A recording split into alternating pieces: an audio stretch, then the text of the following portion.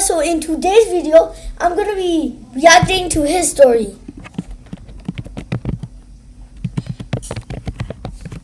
His story.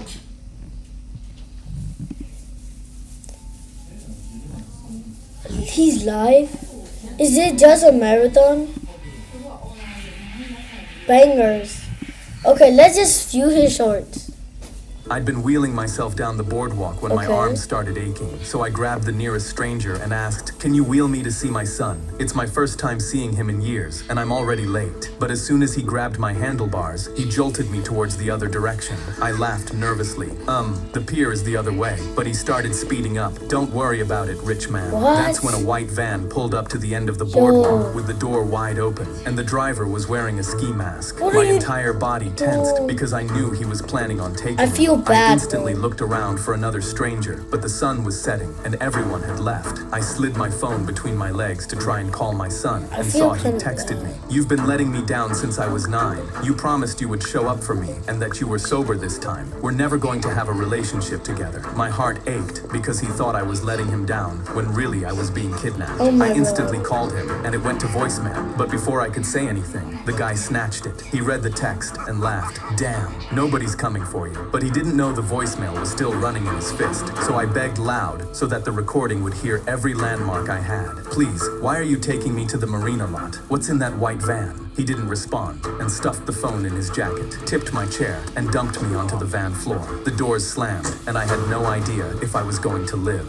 From the back of the van, I watched as we drove into a dark alley. The van slammed to a stop, and there were pairs of shoes hanging from the power lines, and I was extremely scared. He tore the doors open and began raiding my back pockets, but that's when we heard sirens everywhere. Cops surrounded the area, and the two men were forced to raise their hands in the air. My son pushed through them and grabbed my face with both hands. "I played your voicemail so I could hate you one more time, but I could hear you crying and you were scared, and a strange man said nobody was coming for you." He wiped his eyes. He was wrong. When they set me back in my chair, I still couldn't talk, so my son took the handles and wheeled me into his car to drive to the boardwalk. I never even had to ask. I'd been wheeling I was 30 years old and would still check under my bed every night before going to sleep. My 6-year-old son would ask why, and I'd lie that I was just checking for monsters, when in reality, I was afraid the man who kidnapped me might come back. I was 7 when I woke up to him climbing out from under my bed. I still remember him covering my mouth with duct tape and his hands as he carried me to his van. I lived in his basement for 3 years before I escaped, but even at 30 years old, I couldn't sleep without checking. But then one night, I woke up to a creak under my bed. My heart raced as I instantly grabbed my flashlight, my hands trembling. I slowly peered under, but all that was there was my giant box of clothes. I crawled back in bed, but next morning I was so shaken, my son even asked if I was okay.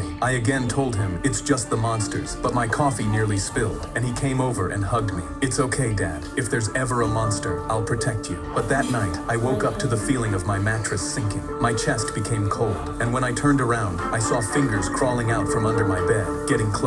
Every memory of my kidnapping I think that's his son, bro. I screamed and grabbed the nearby lamp, hitting the fingers as hard as I could. I was so scared I barely heard the scream under my bed. But then my son crawled out from under there. He was holding his hand against his chest, and my brain short-circuited. "What are you doing?" I yelled, and he looked up at me. "You said you were scared of monsters, Daddy. So every night after you fell asleep, I'd hide behind the box under your bed. If a monster ever came, I was gonna fight it for you." My heart fully melted, and I realized I couldn't be mad at him because his intentions were so pure. "Thank you, son." The intercom crackled. "His stories is to be searched by military personnel immediately. He is an immediate threat to students. Remain seated until he's secured." My pen froze over my history notes, and the kid behind me slapped my shoulder laughing. "Bro, what did you do?" I put my hands up because I had no idea what was going on. Every kid rushed to the windows, and when I leaned over, I saw 2 armored trucks rolling across the courtyard grass. 6 soldiers filed through our door and lined the walls. His stories. "On your feet. Now." I stood up so fast my chair tipped over. "Sir, there's a mistake. I didn't do anything." 2 of them patted me down while my whole class filmed it. "Check my bag. Check my locker. You'll see the only rule I break is using ChatGPT to help with homework, I swear." But one soldier lifted my pen off my desk, dropped it into a metal container, and nodded at the others. "We found the weapon." My voice cracked. "That's a pen,"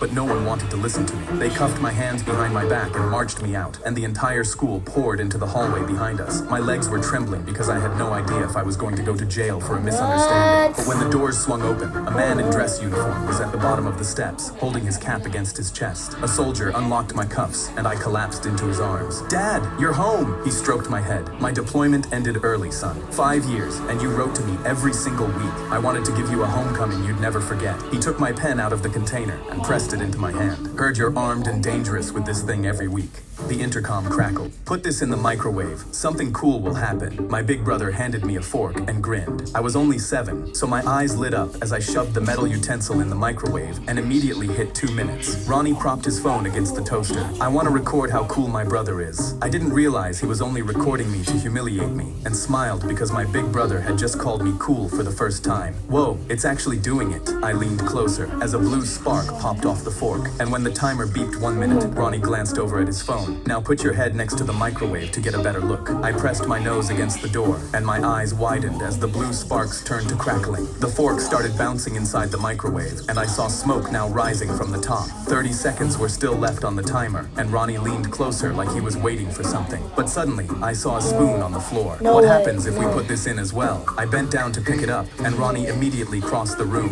"What are you doing? Look at the microwave," he pointed. I looked up at him from the floor and told him I was just making the microwave cooler, but suddenly I heard a flash. Boom! The microwave exploded with Ronnie inches away from it. A bit of the microwave door came off and cracked him in the face, dropping him to the floor. I looked up from where I'd been protected behind the counter and saw Ronnie on the floor, his face covered in gray ash as his hair stuck upwards like he'd been electrocuted. My hands were shaking so as this I is looked my at his phone review that had of just his recorded story. everything. That was It's amazing. very good. I picked up another I fork. like Let's it. get another microwave and This do it is again. all for today. Bye bye, guys.